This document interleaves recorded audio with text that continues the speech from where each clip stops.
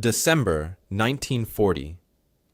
German prisoners of war arrived in Canada, convinced the brutal winter would kill them, temperatures plunging to 40 degrees, winds that could freeze exposed skin in minutes, a frozen wasteland they'd been told was impossible to survive. But instead of watching them freeze to death, Canadian guards and local farmers did something that would shatter everything these men believed about strength, survival, and which side was truly civilized.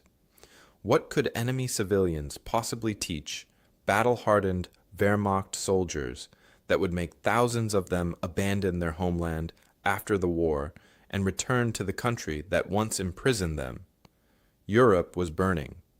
Germany's war machine had crushed every country in its path for 18 straight months. Poland fell in weeks. Norway, Denmark, the Netherlands, Belgium, and France all collapsed under the weight of panzer divisions and Stuka dive bombers. The Nazi swastika flew from the frozen coast of Norway down to the sunny beaches of France. Adolf Hitler stood as master of continental Europe, controlling everything from the Arctic Circle down to the border with Spain. Only Britain remained, and every night German bombs rained down on London, trying to break the last free nation in Western Europe. Across the Atlantic Ocean, Canada watched and prepared. This nation of just 11.5 million people had already made a choice that would change everything. Over 200,000 Canadian soldiers had crossed the ocean to fight. Factories that once made tractors now built tanks. Shipyards worked day and night building corvettes to hunt German submarines. Every able man between 18 and 40 was either overseas, training to go overseas, or working in a war factory. Canada had committed its entire future to stopping Hitler. But now, Canada faced a new problem, one nobody had really planned for. German prisoners were arriving by the shipload, hundreds at first, then thousands. These were the men pulled from sinking U-boats in the freezing North Atlantic, their submarines sent to the bottom by Canadian corvettes and British destroyers. They were Luftwaffe pilots shot down over England during the Battle of Britain, men who had parachuted into British fields and were now being shipped across the ocean. They were sailors from German surface raiders, warships that had been hunting Allied convoys until the Royal Navy caught them. The first prison ship steamed into Halifax Harbor in late autumn. Guards marched the prisoners off the ships and loaded them onto trains. These trains would carry them deep into the Canadian interior, to places with names the Germans couldn't pronounce. Camp 30 near Bowmanville in Ontario. Camp 133 at Lethbridge in Alberta. Camps in Quebec, in New Brunswick, scattered across a country so vast that Germany could fit inside it 3 times over. The German prisoners stared out the train windows as the landscape rolled past. They saw forests that stretched to the horizon. They saw farms bigger than entire German villages. They saw small towns with electric streetlights, paved roads, and more automobiles than they'd seen in any German city. And they felt the temperature dropping with each mile north and west. These men had been told things about Canada. Their officers had briefed them. The Nazi propaganda ministry had published reports. Canada was a frozen wasteland, they said, a primitive colonial backfield where people lived like pioneers. The winters killed anyone unprepared. Temperatures dropped so low that exposed skin froze solid in minutes. Winds howled across empty plains with nothing to stop them. Men caught outside in a Canadian winter storm simply died, frozen into statues of ice. The prisoners believed these stories because they had no reason not to. None of them had ever been to Canada. Few had even met a Canadian. They knew cold winters from Germany, sure, but this was supposed to be different. This was supposed to be cold that killed. When they arrived at the camps, the Germans saw wooden barracks surrounded by wire fences, Guard towers stood at each corner. Searchlights swept the grounds at night. The camps looked temporary, thrown together quickly, not like the solid concrete and stone buildings Germans built to last.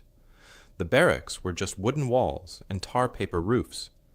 How could these flimsy buildings protect anyone from the killing cold they'd been warned about? November turned to December. The temperature dropped. Then it dropped more. By early January 1941, the thermometers read 30 degrees below 0 Celsius.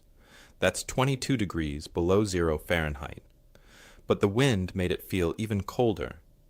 Wind chill drove the real temperature down to 40 below 0 or worse. The prisoners had never felt anything like it. They watched through the windows as Canadian guards walked around outside, like it was nothing. The guards wore heavy coats, sure, and thick gloves and wool hats, but they moved normally. They talked and laughed. They didn't act like men in mortal danger. The Germans didn't understand how this was possible. Inside the barracks, the prisoners huddled together. Many still wore their modified German uniforms, wool coats that had been fine for a European winter, but felt like paper against this Canadian cold. They piled every blanket they had on their bunks. They stayed inside as much as possible, moving only when absolutely necessary. They waited for men to start dying. The German officers held meetings. They discussed rationing movement to conserve body heat. They talked about which men were weakest and might die first. They prepared reports to send back to Germany about the harsh conditions, if any of them survived to send such reports. Some men wrote letters home that might be their last, describing the brutal cold and saying goodbye to families they didn't expect to see again. At night, the wind screamed across the prairie and through the Ontario hills. It found every crack in the wooden walls. It rattled the windows. The sound alone was terrifying, like something alive and hungry prowling around the buildings, looking for a way in. The prisoners lay in their bunks and wondered if they would wake up in the morning or if the cold would take them in their sleep. This was how it was supposed to end for them. Not in battle, not in some heroic last stand, but frozen to death in a prisoner camp on the other side of the world. The cold would do what British bullets and depth charges had failed to do. They would become statistics, numbers in a report about winter casualties. But morning came, and all the prisoners were still alive. What happened next would change everything they thought they knew about survival, about their enemies, and about what real strength actually meant. The prisoners were alive, but they still expected death to come. Just not today, maybe tomorrow or the next day, when the temperature dropped even lower, or when a real blizzard hit. The German prisoners rationed their movements and prepared for the inevitable. Then something strange started happening, something none of them had prepared for. The Canadians, the very people who were supposed to be guarding them, started teaching them how to survive. Canadian guards began arriving at the barracks with boxes, big wooden crates and cardboard boxes filled with clothing. They opened the boxes and started handing things out. Wool socks, thick and heavy, 3 pairs for each man. Fur-lined mittens that came up past the wrist. Knitted scarves in different colors, clearly made by hand. Heavy coats called mackinaws, lined with wool and built to keep a man warm, even in the worst weather. Woolen hats that Canadians called toques, pronounced like 2K, that pulled down over the ears and could be rolled up or down, depending on how cold it was. A farmer's wife from a nearby town arrived one morning with her teenage daughter. She'd heard the prisoners didn't know how to dress for Canadian winters. She went from barracks to barracks, showing the men how to wrap their scarves properly, tucking the ends inside their coats to seal in heat. She demonstrated how to stomp snow off boots before entering a warm building. Because melted snow meant wet feet, and wet feet meant frostbite. Her daughter showed them how to pull their wool socks up over their pant legs to keep snow from getting inside. These were small things, everyday things that every Canadian child learned. But to the Germans, they were survival secrets that could mean the difference between keeping all their toes or losing them to the cold. But the guards didn't just hand out the clothing and leave. They stayed and showed the prisoners exactly how to use it to stay alive. Layer your clothing, they explained. Don't wear one thick layer. Wear several thinner layers with air trapped between them. The air acts like insulation. Keep moving to generate body heat, but don't sweat because wet clothing will freeze. Protect your hands, your feet, your ears, and your nose first, because those freeze fastest. Never touch metal with your bare skin in this cold, because your skin will stick to it and tear off when you pull away. If you see white patches on someone's face, tell them immediately, because that's frostbite starting. The Germans listened and learned. They had no choice. These Canadians understood this winter in a way the prisoners never could. The guards weren't just keeping them alive out of duty. They were actively teaching them survival skills, sharing knowledge that Canadians learned as children growing up in this climate. Enemy soldiers learning from their captors how not to die. Then came the food. The camp kitchen served breakfast at 7 in the morning. The prisoners lined up with their metal trays expecting watery soup and stale bread, the kind of rations they'd heard about in other prison camps. Instead, they got bowls of hot porridge with brown sugar already mixed in, 4 strips of bacon, crispy and still hot, fresh bread, actual fresh bread baked that morning with real butter, coffee with milk, not the fake coffee made from acorns that Germans had been drinking for years, but real coffee with real milk. One U-boat officer who'd been pulled from the Atlantic when his submarine was sunk couldn't believe what he was eating. He wrote in his diary that night that he was eating better than officers stationed in Berlin. He counted 2,800 calories per day. 2,800. In Germany, civilians were living on ration cards that gave them barely enough to survive. Here, as prisoners, they ate like kings. Lunch brought beef stew with carrots and potatoes, chunks of real beef that hadn't been stretched with filler or substitutes. Dinner meant roast pork or chicken or more beef, always with vegetables. Fresh vegetables even in the middle of winter, pulled from root cellars where Canadians stored their harvest. Desserts came with dinner, apple pie, bread pudding with raisins, sometimes cookies. The prisoners couldn't understand where all this food came from or why their captors fed them so well. The guards shared their thermoses of hot coffee during work details outside. They'd pour cups for the prisoners and stand around talking like they were all just workers on a break, not enemies separated by a war. When prisoners expressed surprise at the treatment, the guards laughed. "This is just how things are done here," they'd say. Geneva Convention and all that. But it seemed like more than just following rules. It seemed like the Canadians actually cared whether the prisoners were comfortable.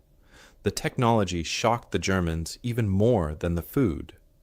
The barracks had central heating systems, actual furnaces in basements that burned coal or oil, and sent hot water through pipes in the walls.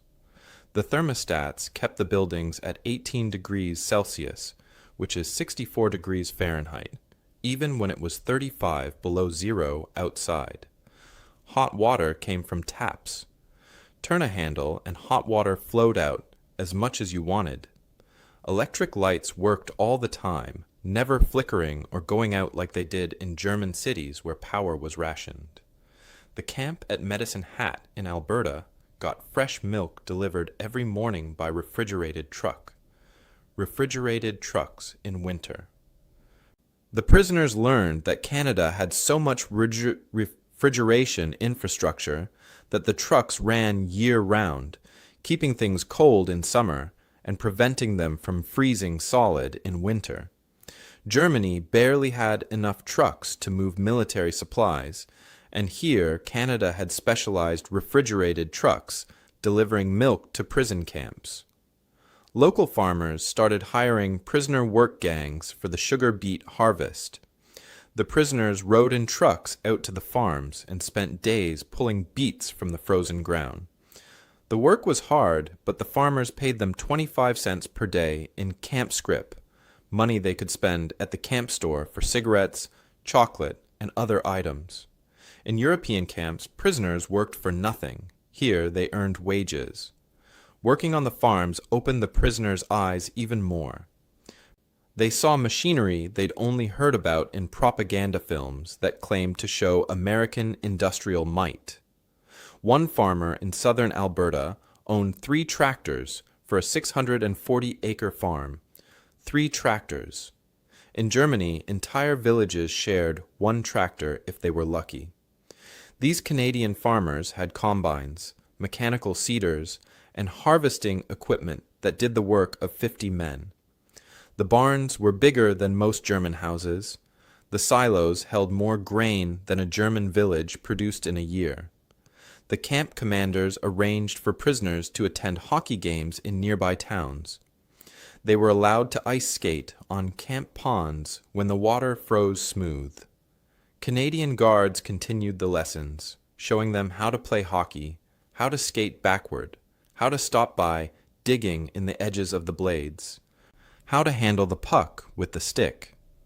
The prisoners learned something important from this. Canadians didn't just survive the winter, they lived in it. They had built an entire sport around ice and cold. They had parties and festivals in the middle of winter. Children played outside in weather that would have kept German children locked indoors. The winter wasn't killing them. It wasn't even trying. The Canadians had tamed it somehow, turned it from an enemy into just another part of life, something to work with instead of fight against. And slowly, as the prisoners learned these lessons about survival, something deeper started shifting inside them. The change came slowly at first, like ice melting at the edges of a frozen lake. The German prisoners started asking questions they'd never thought to ask before. If Canada could feed its prisoners better than Germany fed its officers, what did that say about German strength? If Canadian farmers owned more machinery than German factories could produce, what did that say about German industrial power? If ordinary Canadian families donated warm clothing to enemy soldiers, what did that say about German propaganda claiming that non-Germanic peoples were inferior and weak? Christmas 1941 brought everything into sharp focus. The prisoners woke that morning expecting nothing special. Christmas in a prison camp should be just another day, maybe slightly worse because it reminded them of home and family.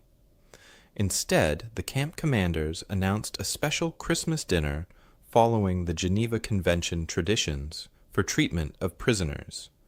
The dining hall smelled like a feast.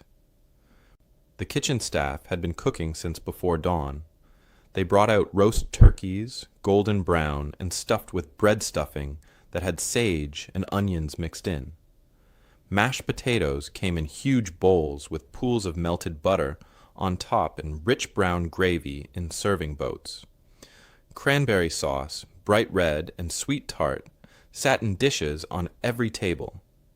Fresh rolls, still warm from the oven, came with more butter.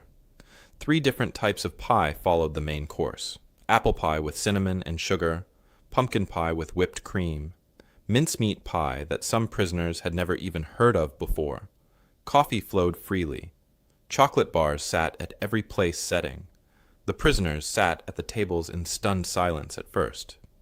Many had tears in their eyes. They hadn't seen this much food since before the war started.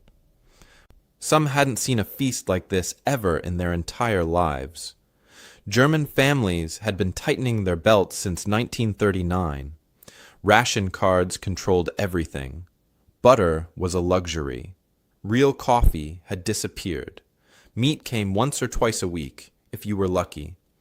And here they sat, prisoners of war, enemy soldiers, eating better than any German family would eat that Christmas.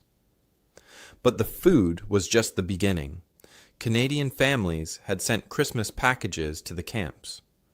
Boxes arrived by the dozens, each one addressed to the prisoners in general, not to anyone specific.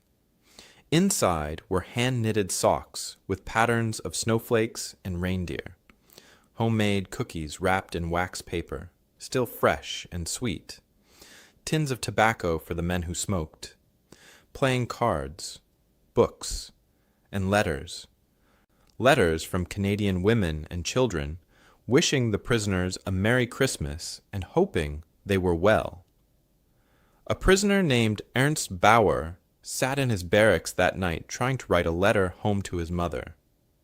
The camp censors would read it before it got mailed. He knew that, but he had to try to explain what was happening to him.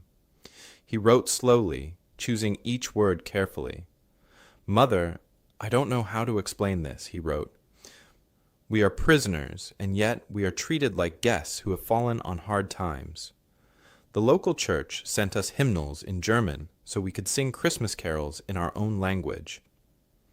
A farmer's wife brought us stollen she baked herself, the same Christmas bread we used to have at home. I have not felt this kind of human warmth since before the war. What have we become in Germany that we forgot this is how civilized people behave?" The letter troubled the camp censor who read it, not because it revealed military secrets or contained anything dangerous, but because it revealed something shifting in the prisoner's mind. The censor filed the letter in a folder of similar letters that were arriving more and more frequently. The prisoners were changing. The camp commanders started allowing educational programs. Camp 30 became almost like a university. Prisoners who had been professors or teachers before the war began organizing classes, engineering courses, philosophy, languages, mathematics, history. The Canadian government provided 1,200 textbooks, shipping them to the camp at government expense. The prisoners could take correspondence courses with real Canadian universities and earn legitimate academic credits that would be recognized after the war. The classes became popular quickly. Men who'd spent years being told that strength and military power were all that mattered now sat learning about literature, art, and science. They read books that had been banned in Germany. They discussed ideas that would have gotten them arrested back home. The Canadian Guards didn't care what they read or discussed as long as it wasn't escape plans. But the deepest lessons came from the winter itself and how Canadians had taught them to survive it. The prisoners began to understand that cooperation and community knowledge were more powerful than any individual strength. When a guard showed a prisoner how to bank snow against a building for extra insulation, he wasn't just teaching a survival trick. He was showing that humans survive by sharing what they know, by helping each other, by building on the knowledge of everyone who came before. The locals, farmers, townspeople, guards, were teaching them that survival wasn't about being the strongest or the hardest. It was about working together. One prisoner had his awakening during a blizzard in February 1943. His name was Klaus Hermann, and he'd been a Hitler youth leader before joining the Luftwaffe. He believed everything he'd been taught about German racial superiority and the weakness of other peoples. Then the blizzard hit, one of the worst storms of the winter. Snow fell so thick you couldn't see 10 feet ahead. Wind howled at 70 miles per hour. The temperature dropped to 40 below zero with wind chill making it feel even colder. The guards couldn't get from their quarters to the camp kitchen. The roads were buried under snowdrifts taller than a man. The camp would miss breakfast and maybe lunch too. But then trucks appeared through the blinding snow. Local townspeople had organized a convoy. They'd loaded their trucks with pots of hot soup and loaves of fresh bread. They drove through dangerous whiteout conditions, risking their lives, to make sure enemy prisoners didn't go hungry. Hermann stood at the barracks window watching those trucks arrive. He watched Canadian civilians climb out into the screaming wind and carry heavy pots of soup toward the dining hall. These people had no reason to risk their lives for German prisoners. The prisoners couldn't do anything for them in return. Nobody would have blamed the Canadians for staying safe at home and letting the prisoners miss a few meals. But they came anyway. That night, Hermann wrote in his journal, "I understood for the first time that strength is not proved by crushing the weak," he wrote. "It is proved by protecting them when no one would blame you for abandoning them. Everything I was taught about power and superiority was a lie. The Canadians are not weak because they show kindness. They are strong enough that they can afford to be kind. We Germans thought we were strong because we were hard and cruel. But real strength is what I saw today. Real strength is driving through a killing storm to feed your enemies." Other prisoners were having similar thoughts. They'd been taught that the German people were destined to rule because they were superior in every way. But if that was true, why did Canadian farmers have better equipment than German factories could make? Why did ordinary Canadian families have more food than German officers? Why did this supposedly backward colonial country treat prisoners better than Germany treated its own citizens? The propaganda fell apart when measured against reality. You couldn't ignore the food on your plate, the warm coat on your back, the heated barracks keeping you alive, and the simple human kindness shown by people who had every reason to hate you. The prisoners began to see themselves differently too.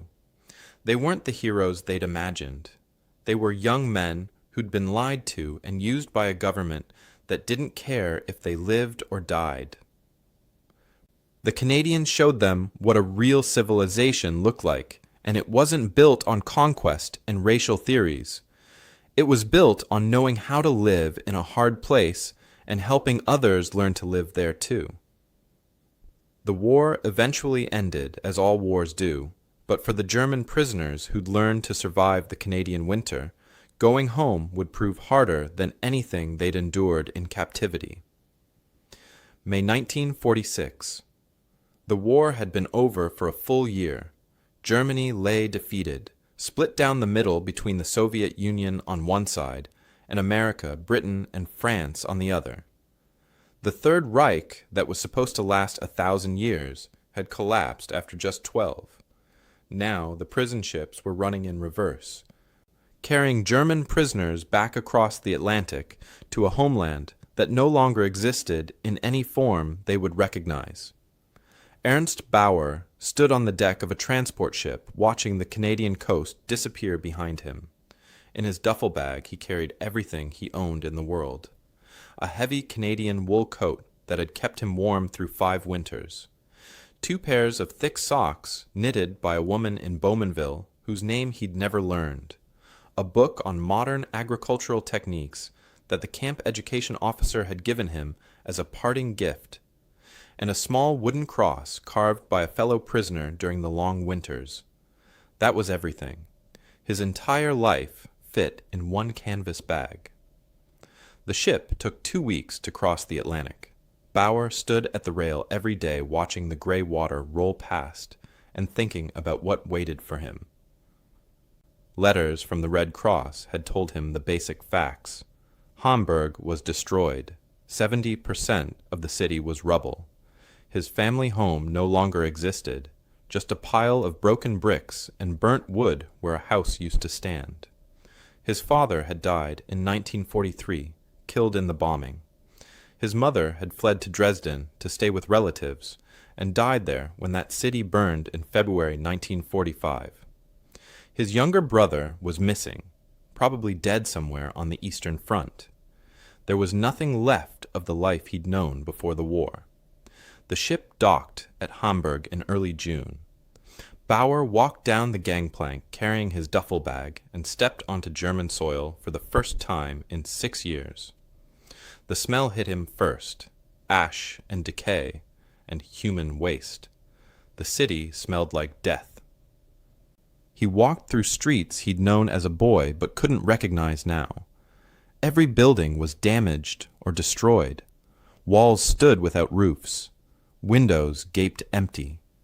Rubble filled the spaces between broken buildings. People moved through the ruins like ghosts, thin and gray and silent. He saw children digging through garbage piles looking for anything edible. Old women pulling carts loaded with salvaged wood for cooking fires. Men with missing limbs sitting on corners begging. These were his people, Germans, the master race, that was supposed to rule the world. They looked like they were barely surviving. Bauer found a refugee center where the Red Cross was helping returning prisoners. They gave him papers and ration cards. The ration cards entitled him to 1,200 calories per day if the food was available. Sometimes it wasn't.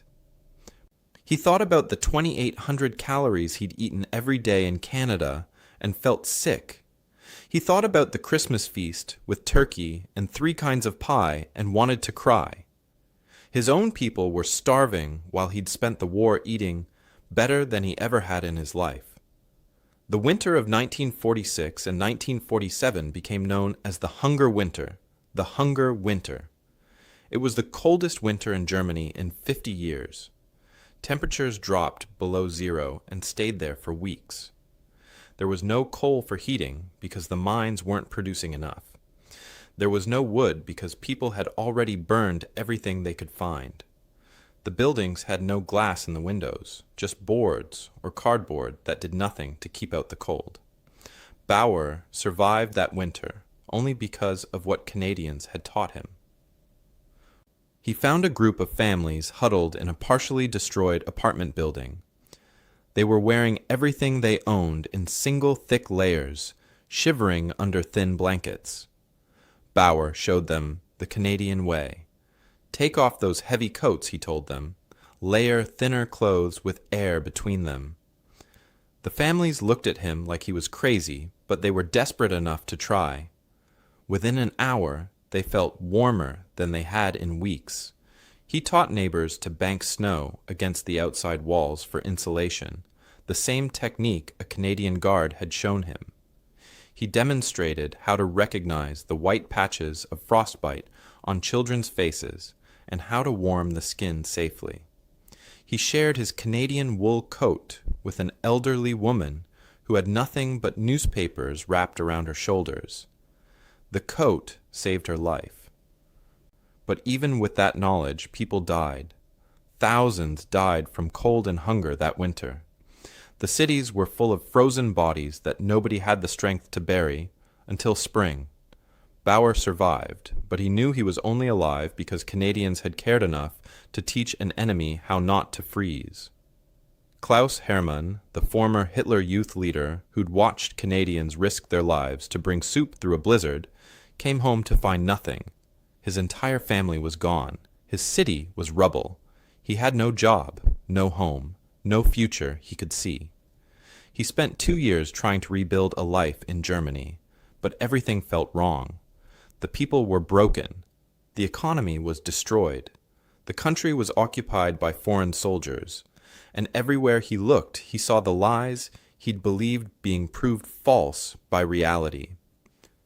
In 1948, Canada announced a new immigration program. Former German prisoners of war could apply to immigrate if they had skills Canada needed and if their war records were clean. No war crimes, no SS membership, no Nazi party leadership positions, just regular soldiers who'd been captured and imprisoned and wanted a new start. Hermann applied immediately. So did Bauer. So did thousands of others. They wanted to go back to the place where they'd been prisoners. They wanted to return to the country that had defeated them in war. That seemed crazy to other Germans who heard about it. Why would you go back to your prison? But the former prisoners understood something others didn't. Canada wasn't their prison. It was the place where they'd learned what a real country looked like, what real strength meant, what real civilization was built on. Horst Liebeck was among them. The U-boat officer who'd once written about eating better in captivity than officers in Berlin now worked as a marine engineer in Halifax, the same port where he'd first arrived as a prisoner. He designed safety systems for fishing vessels, using his submarine experience to help Canadian fishermen survive the North Atlantic. When people asked why he'd come back, he'd simply say that Canada had taught him the difference between surviving and living. He chose to live. By 1953, approximately 6,000 former German prisoners of war had returned to Canada as immigrants. They brought wives and children. They settled in the same towns where the camps had been. They became farmers in Saskatchewan and Alberta, working the same fields where they'd once worked as prisoners. They became engineers and teachers and shop owners. They joined the communities that had once guarded them. Ernst Bauer bought a farm in Saskatchewan in 1954. He used the agricultural techniques he'd learned from Canadian farmers and from the book the camp officer had given him. He married a German woman who'd also immigrated, and they had 3 children. He taught his children to skate on the frozen pond behind the farmhouse. He showed them how to dress in layers for the cold. He checked on his neighbors during blizzards, just like Canadians had once checked on him. He built a life in the country that had once imprisoned him and never regretted his choice. Klaus Hermann became a teacher in Lethbridge, teaching at the same high school that was built near where Camp 133 had stood. He taught history and citizenship. He told his students stories about the war, about what he'd believed, and how wrong he'd been. He told them about the blizzard of February 1943 and the townspeople who'd risked their lives to bring soup to enemy prisoners. He wanted them to understand something important. Your country defeated us, not just with weapons, Hermann told his classes, but by showing us there was a better way to be human. The greatest shock of the war wasn't the winter or the cold. It was learning that everything we'd been told about strength and superiority was a lie. Real strength is teaching your enemy how to survive when you could simply let them freeze. True power isn't found in cruelty. It's found in driving through a blizzard to feed people who can't repay you. And genuine civilization means building a society in one of the harshest climates on Earth and then sharing that knowledge with anyone who needs it, even your enemies. The lesson survived in a simple truth that Hermann and Bauer and 6,000 others carried with them for the rest of their lives. The cold didn't kill them because Canadians refused to let it. Not out of weakness, but out of a deeper strength. The strength of a society that had mastered winter, not through domination, but through cooperation. The strength of a people who understood that survival was a skill worth sharing with everyone, even enemies, because that's what civilized people do. In the end, the German prisoners learned to survive the Canadian winter. But more importantly, they learned why survival alone was never the point. What mattered was how you survived and who you helped survive alongside you. That was the lesson they carried back to Canada when they returned as free men. That was the lesson they taught their children and grandchildren. That was the lesson that turned enemies into neighbors and prisoners into citizens. The winter taught them how to survive. The Canadians taught them how to live.